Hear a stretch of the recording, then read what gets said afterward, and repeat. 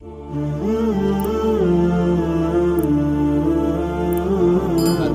الانسان فی کبد،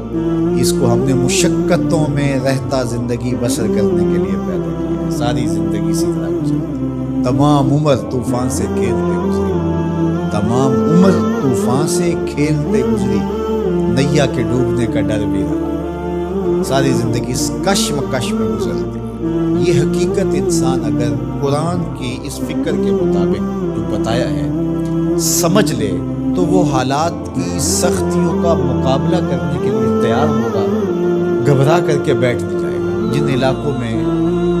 روزانہ کی بنیاد پہ یا موسم اس طرح کا ہے کہ کسی وقت بھی بارش شروع ہو جاتی ہے، تو ہم دیکھتے ہیں لوگ گھروں سے نکلتے ہیں، مطلع ابر آلود بھی نہیں ہوتا، لیکن وہ ہاتھوں کے اندر چھتریاں پکڑ کے جا رہے ہوتے ہیں کہ موسم کسی وقت بھی تیور بدل سکتا ہے، تو ہمارے پاس چھتری موجود ہونی چاہیے۔ دیہاتوں کے اندر جنگلوں میں رہنے والے لوگ جب گھر سے باہر نکلتے ہیں، ڈیرے کو جاتے ہیں، تو ایک عصا ساتھ رکھتے ہیں کہ کوئی موذی جانور آ سکتا ہے، کوئی سانپ نکل سکتا ہے، ہم اس کے لیے ذہنی طور پہ تیار ہوں۔ اور اگر یہ ذہنی طور پہ تیار نہ ہو تو سانپ کو دیکھ کے گھبرا جائے گا اور رونا شروع کرے گا یا آگے لگ کے بھاگ جائے گا، نتیجہ کیا کہ اذیت میں مبتلا۔ لیکن اگر اس کو پتہ ہے کہ یہ کھیت ہے، یہ جنگل ہے، یہاں یہ ہوتا رہے گا، تو جب بھی سانپ کوئی موذی جانور آئے گا یا اسے مار ڈالے گا یا اسے بھگا دے گا اور پھر اپنے کام پہ چلا جائے گا۔ اس کے ذہن میں بھی نہیں ہوگا کہ راستے میں مجھے آج یہ مصیبت آئی۔ اسی طرح جس نے ہاتھ میں چھتری پکڑی ہے اور راستے کے اندر تھوڑا سا موسم کا تیور بدلا، چھتری کھولی، سر پہ لے لی، 2-4 قطرے برسے تو موسم پھر صاف ہو گیا، پھر اس کو سمیٹا اور ساتھ لے لی، بات ختم۔ اس کو یاد بھی نہیں ہوگا کہ بارش ہوئی تھی یا نہیں ہوئی تھی۔ زندگی کے معمولات میں شامل ہے، چونکہ وہ اس کی تیاری کرتا ہے، اس کے ذہن میں ہے موسم ایسا ہے کہ بارش بھی آ سکتی ہے، کڑکتی دھوپ بھی ہو سکتی ہے، لیکن جو اس کے لیے ذہنی طور پہ آمادہ ہی نہیں ہے، اچانک نکلتا ہے تو بارش آ جاتی ہے تو پھر وہ گھبرا جاتا ہے، کبھی دیوار کے ساتھ لگتا ہے، کبھی کسی شیڈ کے نیچے ہوتا ہے، کبھی کچھ کرتا ہے، کبھی کچھ کرتا ہے، اور کپڑے بھگو کے واپس آتا ہے گھر اور آتے ہی کہتا ہے مجھے گرم دودھ دو، مجھے تو سردی لگ رہی ہے، اس لیے کہ وہ ذہنی طور پہ تیار نہیں تھا، گھبرایا ہوا ہے، رنگ اڑا ہوا ہے، چہرہ زرد ہے، کیا ہوا؟ وہ میں نے سانپ دیکھا وہاں،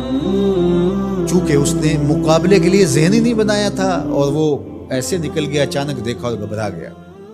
اسی طرح آپ کوئی کام کرتے ہیں کسی فیکٹری میں، ذمہ داریوں کا بوجھ آپ کے سر پہ، آپ کو پتہ ہے کہ یہاں مسائل ہوں گے، مصائب ہوں گے، 2 لوگ الجھ سکتے ہیں، مسائل ہو سکتے ہیں، کوئی خیانت ہو سکتی ہے، جھوٹ ہو سکتا ہے، لوگوں کا آپس میں تناؤ ہوگا، اب ذہنی طور پہ یہ ساتھ میں نے فیس کرنا ہے، تو یہ جب ذہن ہوگا تو پھر آپ اس کو ایک روٹین کے عمل کے طور پہ کرتے رہیں گے تو گھبراہٹ نہیں ہوگی۔ لیکن اگر آپ اس کے لیے تیار نہیں ہوں گے تو پھر آپ کو بہت تکلیف ہوگی۔ تو اللہ تعالیٰ نے یہ پہلے بتا دیا، ہم نے تمہیں ڈیزائن اس طرح کیا ہے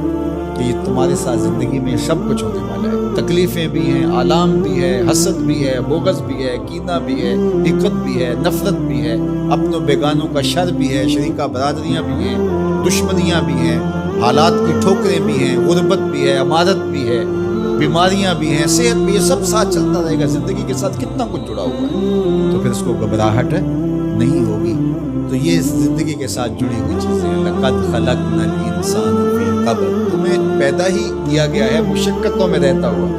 اذیتوں سے تمہیں گزرنا ہی پڑے گا، کشاکشی حیات کا مقابلہ کرنا ہی پڑے گا، دکھوں سے پالا پڑے گا تمہارا، ان دردوں سے بھی گزرنا پڑے گا، بلکہ ان آبلوں سے جی گھبرا گیا تھا، ان آبلوں سے جی گھبرا گیا تھا، دل خوش ہوا راستہ پرخات دیکھ کے۔ تو وہ تو پھر خوش ہوتا ہے بندہ مشکلوں کے اندر بھی، بندہ مومن کو تکلیفوں پر جو اجر دیا جاتا ہے، اگر اسے پتہ چل جائے تو وہ آرزو کرے کہ تکلیفوں میں ہی رہا۔ میرے اور آپ کے آقا معرف میں جو شخص قرآن پڑھتا ہے اس کو اجر دیا جاتا ہے،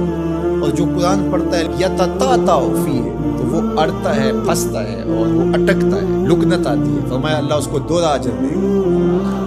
ایک تو اجر اس کو ملا جو قاریوں کی طرح فر پڑھتا جا رہا ہے، اور جو پڑھنا چاہتا ہے لیکن زبان عجمی ہونے کی وجہ سے لکنت پیدا ہوتی ہے تو اڑ کے پڑھتا ہے، تو اللہ ثواب بھی دلاتا ہے۔ اللہ اکبر، تو یہ اللہ کا نظام ہے، تو وہ محروم نہیں رکھے گا۔ تو جو تکلیفیں پہنچتی ہیں، جو آلام آتے ہیں، جو اذیتیں آتی ہیں، اس کا میرے اللہ نے سنا۔